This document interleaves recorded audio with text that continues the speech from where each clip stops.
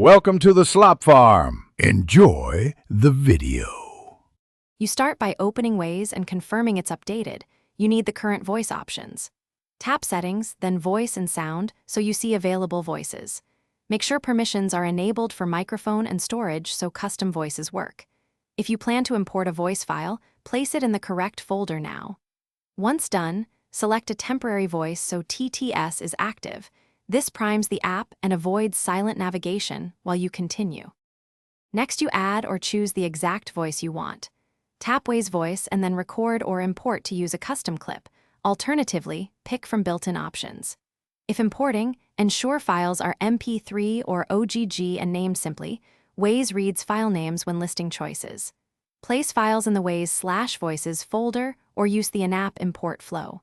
Once your voice appears, preview short prompts and adjust volumes. Make sure you confirm selection, so Waze will use it for turn-by-turn directions. To finish, run a short test route and listen carefully to each instruction to confirm timing and clarity. If the voice doesn't play, first check phone volume, DND and Bluetooth routing. Audio may be going to a headset. If problems persist, clear Waze cache or reinstall the app. This resets voice listings. Make sure your custom files are correctly formatted and located. If you still have issues, switch to a built-in voice to verify navigation is working. Then re-import custom files. Thanks for watching. Consider subscribing if we helped you today.